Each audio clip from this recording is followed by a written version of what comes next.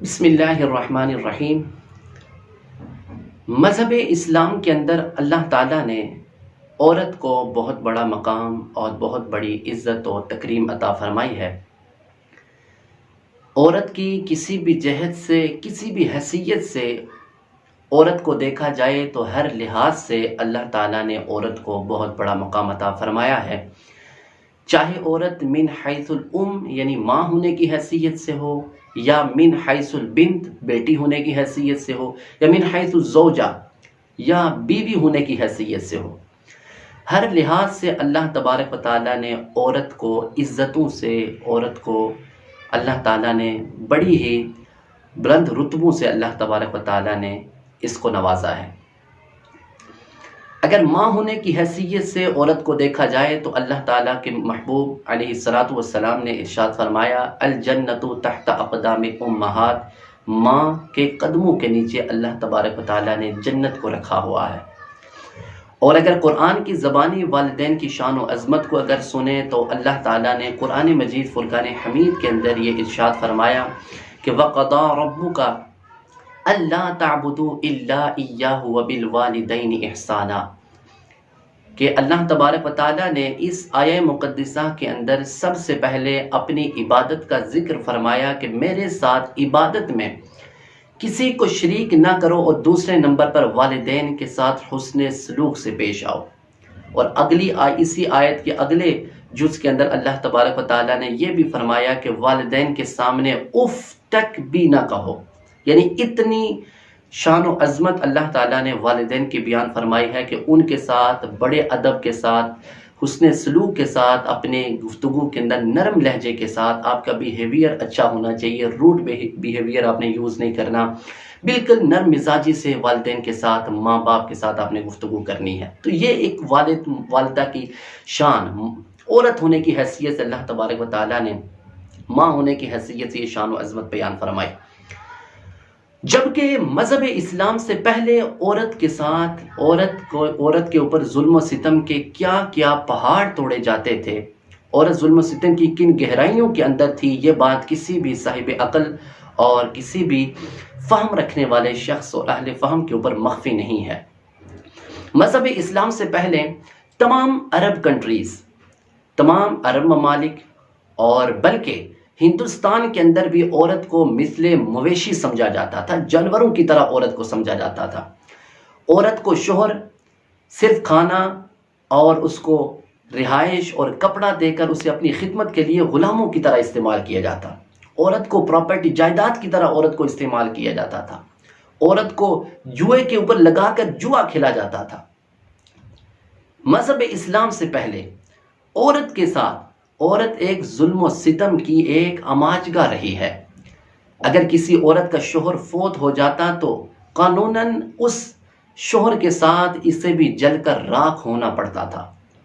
مذہب اسلام سے پہلے عورت کے ساتھ کیا سلوک کیا جاتا تھا؟ آج عورتوں کو اپنا پاسٹ، اپنا ماضی بھول چکا کہ اسلام نے عورت کو کہاں سے کہاں لا کر کھڑا کیا، اور آمد اسلام، قبل اسلام عورت کے ساتھ کیا سلوک کیا جاتا تھا۔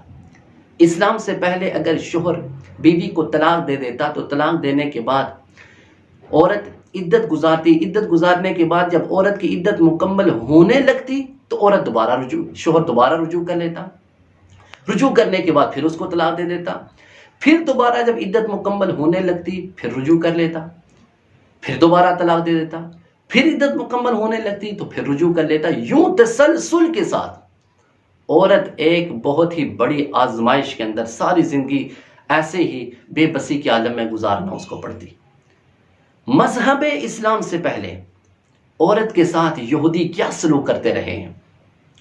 قرآن مجید فرقان حمید کی آیات بینات اس بات پر شاہد ہیں کہ یہود عورت کے ایام مخصوصہ پیریڈز کے اندر عورت کے ساتھ بیٹھ کر کھانا پینا گوارا نہیں کرتے تھے۔ عورت کو گھر سے نکال کے الگ روم کے اندر بند کر دیا جاتا تھا۔ عورت کے ساتھ ہاتھ ملانا، اس سے ہاتھ سے پکا ہوا کھانا اس چیز کو ناپسند کیا جاتا تھا کہ عورت ایام مخصوصہ کے اندر ہے۔ لیکن قربان جاؤں میں مذہب اسلام کے اوپر کہ مذہب اسلام نے آ کر عورت کو کیا مقام و مرتبہ عطا فرمایا۔ جس گھر کے اندر مذہب اسلام سے پہلے بچی پیدا ہو جاتی وہ گھر منحوس تصور کیا جاتا، بچیوں کو زندہ درگور کر دیا جاتا، لوگ اسے عزت و انا کا مسئلہ بنا دیتے، اس کو بچیوں کو زندہ درگور کر دیا جاتا۔ لیکن مذہب اسلام نے آ کر عورت کو بڑا مقام و مرتبہ عطا فرمایا ہے۔ آج وہی عورت کہ جس عورت کو اسلام نے اتنا بلند و بالا مقام عطا فرمایا، آج وہی عورت اسی مذہب اسلام کے خلاف کھڑے ہو کر کبھی وومنز فریڈم کے نام کے اوپر، کبھی آزادی مارچ کے نام کے اوپر لانگ مارچ کر رہی۔ کس چیز سے عورت کو آزادی چاہیے؟ کیا وہ مذہب اسلام سے آزادی چاہتی ہے؟ کیا وہ حجاب سے آزادی چاہتی ہے؟ کیا وہ حیا سے آزادی چاہتی ہے؟ کیا وہ قرآن سے آزادی چاہتی ہے؟ کس چیز سے عورت آزادی چاہ رہی ہے؟ وہ اسلام کے جس اسلام نے اس عورت کو اپنی شہزادی بنایا، آج اسی سے آزادی چاہ رہی ہے۔ دیگر ممالک کے اندر، جن ممالک کے اندر عورتوں کے حجاب کے اوپر پابندی ہے، حجاب نہیں کرنے دیا جا رہا، وہاں پر تو مومن عورتیں اس بات پر زور دے رہی ہیں کہ وہاں پر حجاب کو شروع کر دیا جائے، حجاب پر پابندی ہٹا دی جائے، اور اسلام کے اندر اور اسلامی جمہوریہ پاکستان کے اندر رہ کر عورتیں جو ہے وہ بے پردگی کو فروغ دینا چاہ رہی ہیں۔ یہ کیا ہے؟ عورت کو سمجھنا چاہیے کہ اسلام نے مجھے کتنا تحفظ عطا فرمایا، اسلام نے مجھے اپنی شہزادی بنایا ہے۔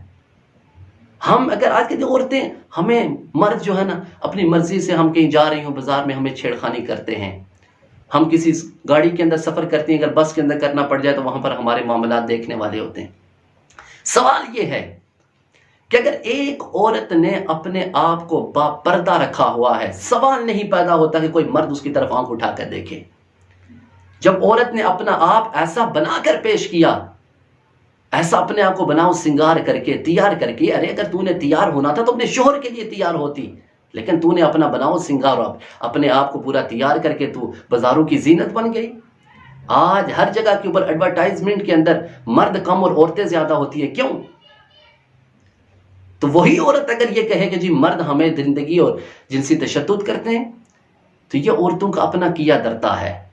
اسلام نے تو آپ کو بڑا تحفظ عطا فرمایا تھا، آپ پردہ باہر نکلے، پورے پردے کے اندر سوال نہیں پیدا ہوتا کہ کوئی مرد جو ہے وہ کسی عورت کی طرف غلط نظر سے دیکھے۔ عورت کی طرف غلط نظر اس وقت اٹھتی ہے کہ جب عورت جو ہوتی ہے وہ اپنا آپ کو ایسا بنا کر پیش کرتی ہے۔ اور صرف یہی نہیں کہ عورتیں یہ کہیں کہ ہم بے پردگی کریں تو مرد اپنی نگاہیں نیچی رکھیں، ایسا نہیں ہے۔ اللہ تعالیٰ نے قرآن کے اندر فرمایا وَقُلْ لِلْمُؤْمِنَاتِ يَغْضُضْنَ مِنْ أَبْصَارِهِنَّ وَيَحْفَظْنَ فُرُوجَهُنَّ، اے محبوب علیہ الصلوۃ والسلام، مومن عورتوں سے فرما دیجئے کہ یغضضن من ابصارہن، کہ عورتیں بھی اپنی نگاہوں کو نیچی رکھیں، ویحفظن فروجہن، اور اپنی شرمگاہوں کی حفاظت کریں۔ اور پھر ساتھ ساتھ بات یہیں پر ختم نہیں، مردوں کو بھی فرمایا قل للمؤمنین یغضوا من ابصارہم ویحفظوا فروجہم، اے محبوب علیہ الصلوۃ والسلام، مومن مردوں سے فرما دیجئے کہ وہ اپنی نگاہوں کو نیچی رکھیں، ویحفظوا فروجہم، اور اپنی شرمگاہوں کی حفاظت کریں۔ تو برابری یہاں پر بھی ہے۔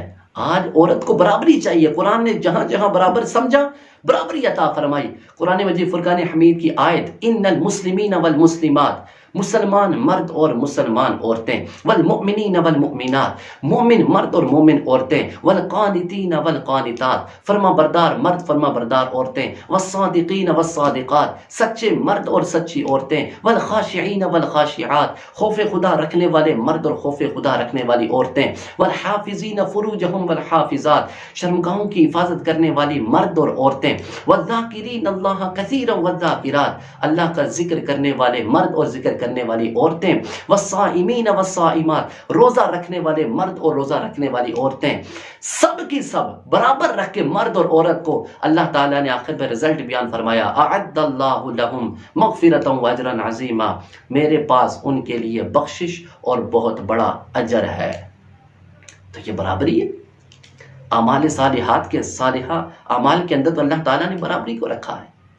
کاش کہ میری بہنیں، کاش کہ میری مائیں جو اس ویڈیو کو سنیں وہ سمجھیں کہ اسلام نے آپ کو بہت بڑا مقام عطا فرمایا ہے۔ خدا را اپنے مقام کو، اپنی عظمت کو، اپنے مرتبے کو سمجھنے کی کوشش کریں۔ مذہب اسلام آپ لوگوں پر ظلم و ستم معاذ اللہ نہیں، بلکہ عورت کو تحفظ فراہم کرتا ہے۔ اسی چیز، اگر وہ باپردہ رہے گی، اسی کے اندر اس کے لیے عافیت ہے۔ واخر دعوانا